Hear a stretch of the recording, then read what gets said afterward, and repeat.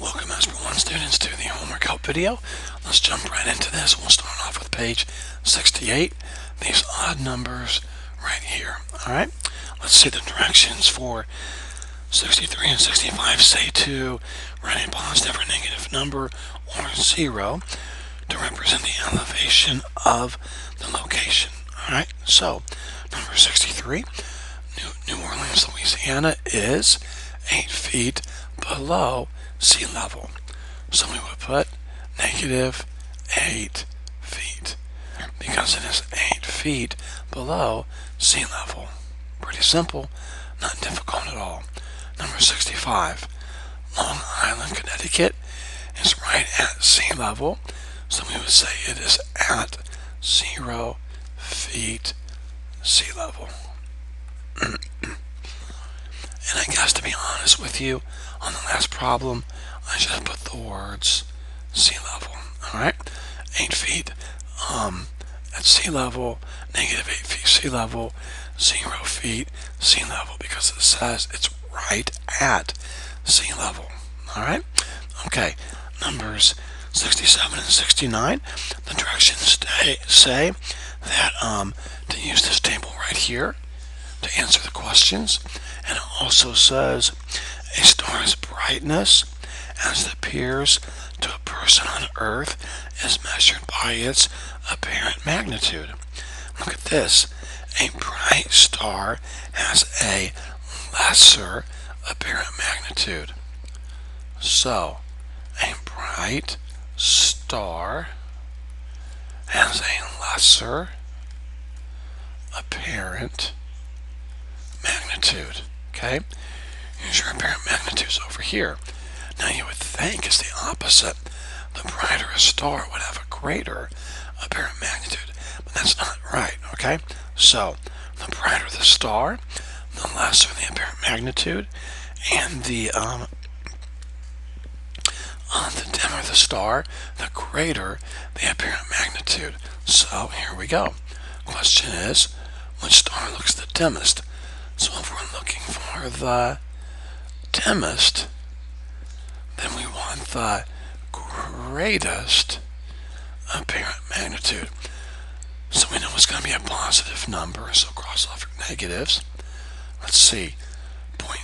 Now look at your positive numbers. All of the zeros are not going to be it. So we're left with 1.14, 1.35, 1.25. Which one of those is the greatest? Well, think of a number line. Here's 0, here's 1, then we would have 1.14, then 1.25, and then 1.35. So, this has the greatest apparent magnitude. So, this star here has the dimmest, is the dimmest when you're standing on Earth looking up at the sky. This star will look the dimmest. I guess you would pronounce that Regulus, I guess, or something like that. Okay, anyways, moving on to number 69.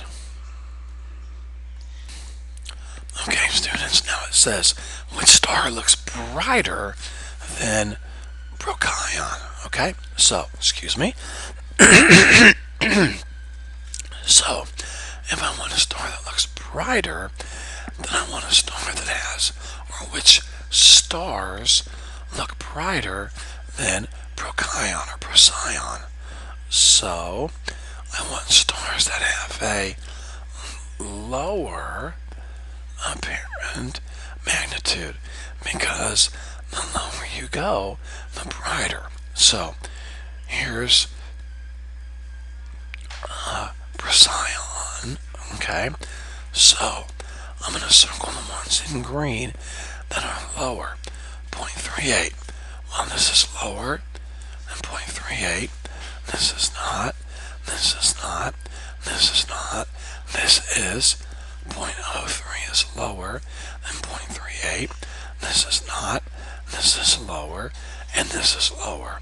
So, instead of trying to read all these, I'll just simply say the 4 stars that I've circled in green are all bright brighter than Procyon. Okay? All right, moving on to number 71, 73, and 75.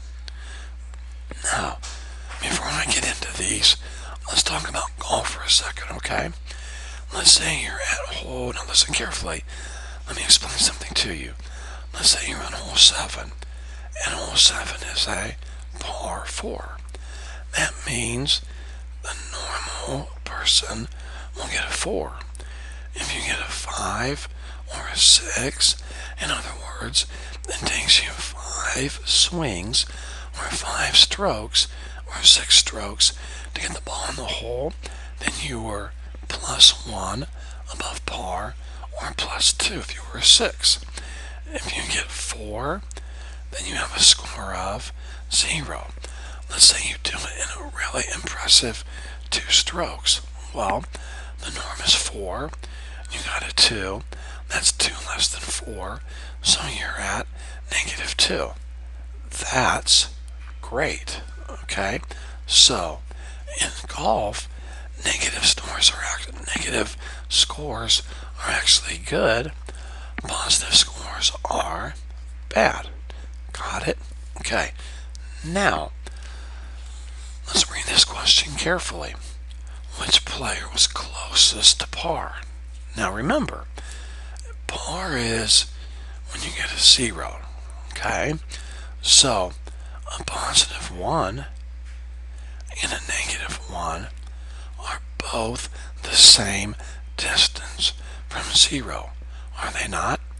+1 is 1 away from 0, and -1 is 1 away from 0. So, it doesn't matter if it's a positive or a negative, at least not in this question here. It depends how close you were to par. So which player was closest to par? Right there, +1. So this person here was closest to par. Okay?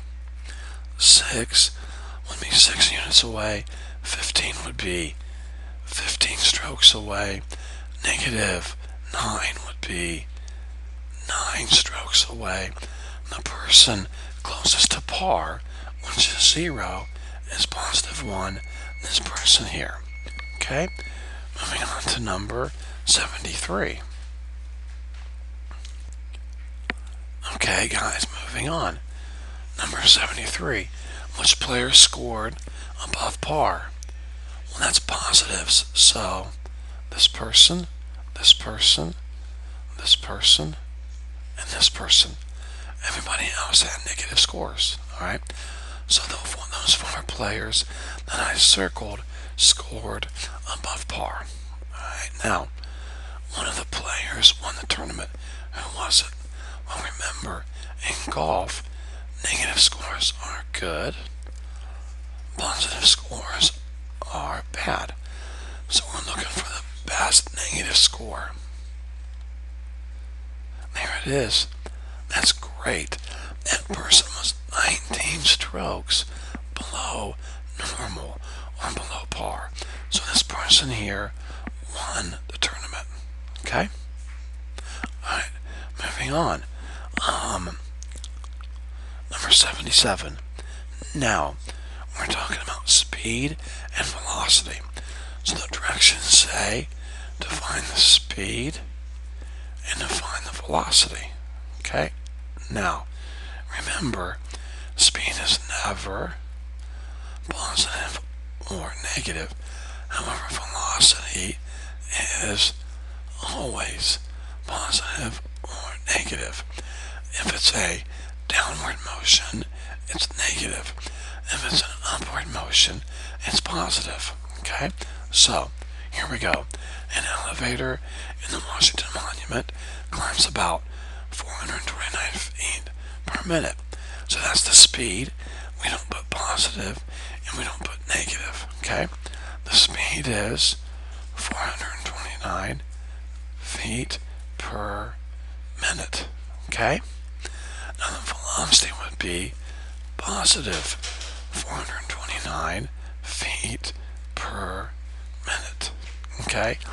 Because the elevator is climbing. Now, if I want to say the elevator goes down at this rate, then we would put a negative velocity, okay? But it's going up, so the velocity is positive, okay? All right, moving on. Page 76.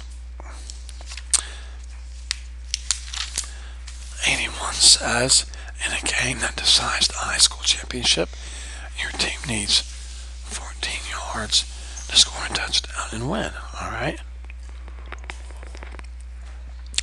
Here's your team's final 4 plays in the closing seconds of the game. First of all, you gain 9 yards. That's good, okay? So let's say you're here.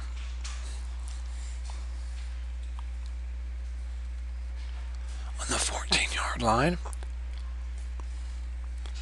Here's the end zone. First play, you get 9 yards. So that puts you down on the 5-yard line, okay? Then you get a 5-yard loss, okay? So you're at the 5-yard line. Now you go back 5 yards. So you're at the 10-yard line, okay? Then you get a 4-yard gain. So now you're at the 6-yard line, okay? And then you get a 5-yard gain. Puts you at the 1-yard line. So, did your team win? No. You did not move 14 yards. You moved positive 9, then negative 5, then positive 4, then positive 5. By the way, we could have solved this without even drawing a football field. Let's add up your last 4 plays and see if you get 14. Add up all of your positives. Positive 9, positive 4, positive 5, that's positive 18. Bring down your negative 5. So, positive 18, negative 5, you pay off your debt, and you're left with a positive 13. Did you get to 14? No. So you did not win. Okay, moving on to number 55. Okay, now remember, you are allowed to use calculators on word problems, okay? So here we go. In the month of April, you had a profit, that's a positive.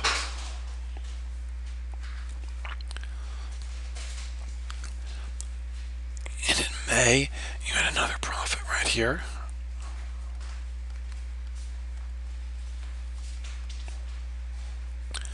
In June, you had a loss, so we'll put a negative.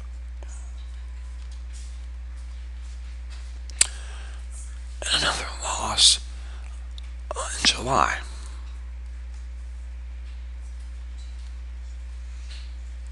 So, let's add up all of your profits. I was going to use a calculator, but this is pretty simple. Let's check it again. Okay. Now let's add up all of your losses over here.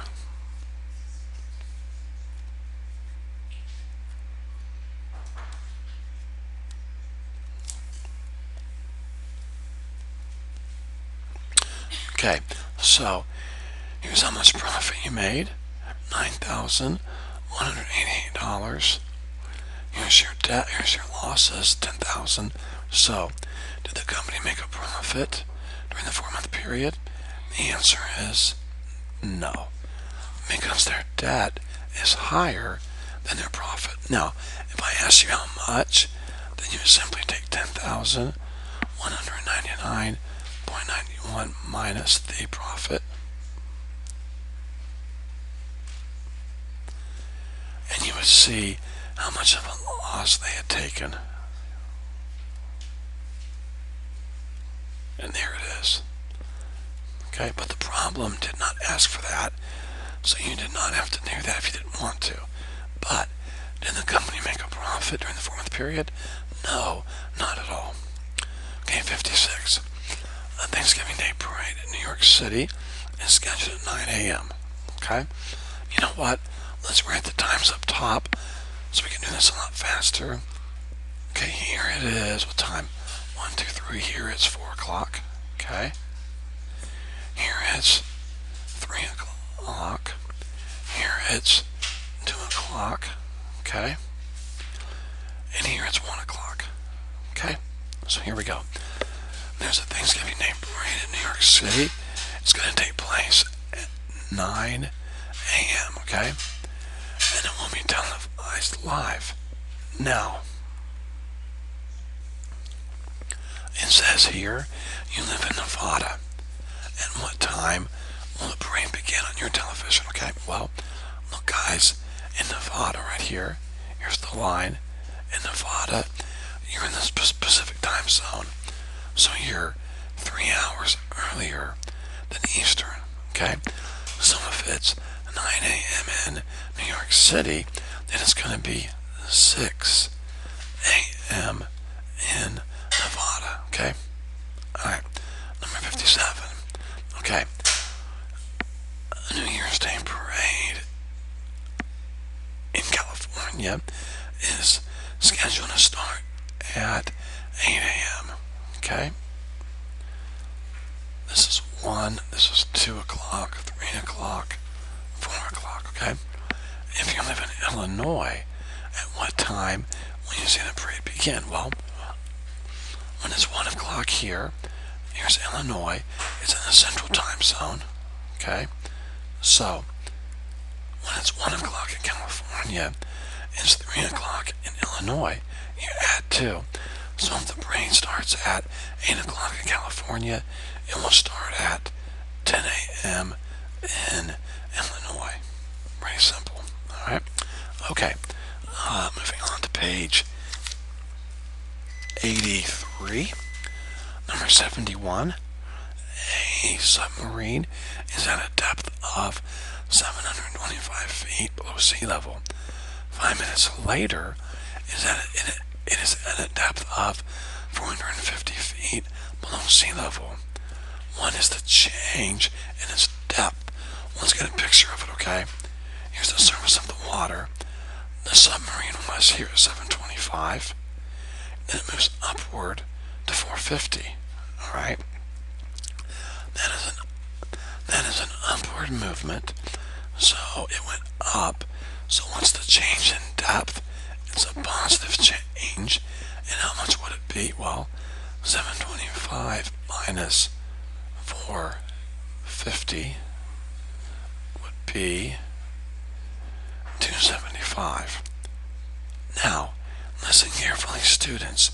Even though you're still underwater, the actual change was an upward motion. So the change in depth is positive 275. Your actual depth that you're at is negative 450 because you're still under sea level, okay? But the change was a positive 275 because it went up, alright? Okay, 72. Here was the price of gas last month. Here's the price this month. Pretty simple question. What was the change in price last month to this month? Well, it went down, so it's negative 6 cents. Okay? Or you could put negative 6 cents. But if you put a decimal here, guys, it would be a dollar sign. And I know sometimes students that's confusing, but if you put a dollar sign, it's got to be 0.06 as to the decimal. If you put the cent sign, you do not put this. That means 0.06 of 1 cent. Okay? So, you can put this or this, but it would be negative because the price went down. Okay, number 73 through 75. Here we go. These are the gold price changes in London, okay? So they give you a time for 9 a.m., noon, and then 4. Okay, so here we go. What is the change in price of gold per ounce from 9 to noon? Okay, here we go. Here's the 9 o'clock price. Here's the noon price. Did it go up or did it go down? Well, it went down from 287 to 286. So it's going to be a negative answer. It went down. Alright. And I'm going to use my calculator on these. 287.56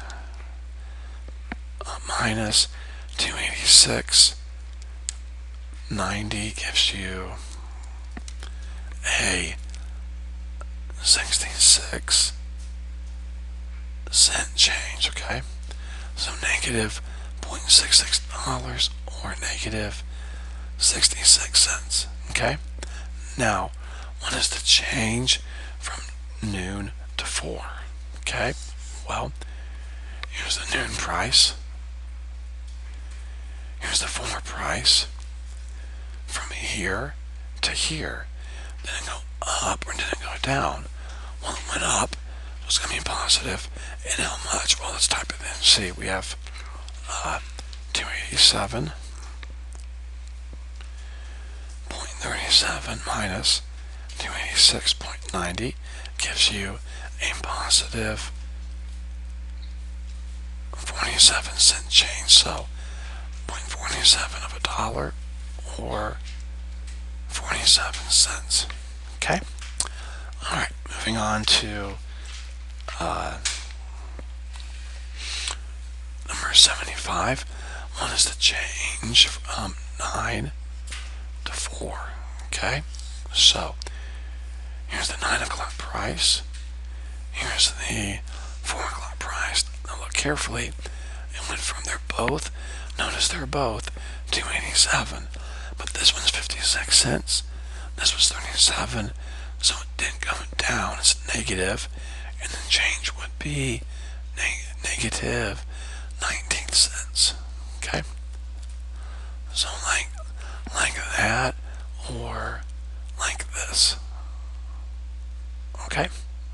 Alright, moving on. Hope that makes sense. Okay, numbers 76 through 78. The directions say it shows the elevation above sea level along the Mount Langdon Trail in the White Mountain National Forest in New Hampshire. So here we go. How much higher is the cave? Right here. Then the start of the trail. Well, obviously subtract, so 1,100 feet above sea level. The other one's 690, so we would get 410. Alright, so the cave is 410 feet above sea level, higher than the starting point. Okay? Next question, number 77. Determine the change in elevation from each point to the next diagram. Well, we already figured this one here. It was positive, what did I say? Positive 410. Okay?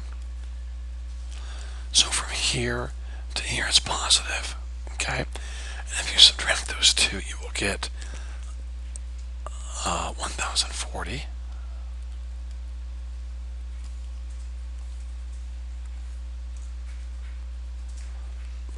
Positive because it goes up from 1,100 feet to 2,140.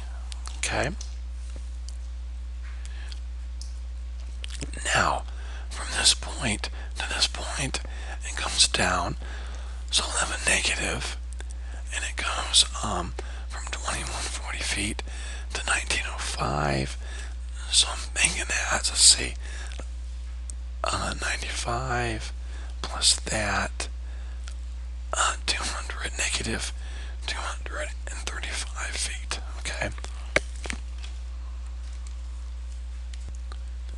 Again, students, notice it's negative because from here to here we went down. Okay. Now from here to here we go up. So it'll be a positive change. If you take 3,015 minus 1,905, you get 1,110. Okay, positive. Okay, lastly, you hike along the trail, visit a cave, and then climb Oak Ridge. From there, you reach a round junction and continue to the top of Mount Barker. Find the total of these changes to determine your overall change in elevation. Well, guys, I mean, if we're going to find the total to determine my overall change, I'm just simply going to start here and compare it to this. Now, I think they want you to add and subtract and add, but I'm just gonna do it the fast way. I started here, I ended here, so subtract those two, and you will have your overall change in elevation. I think that's 690. Yeah, 690.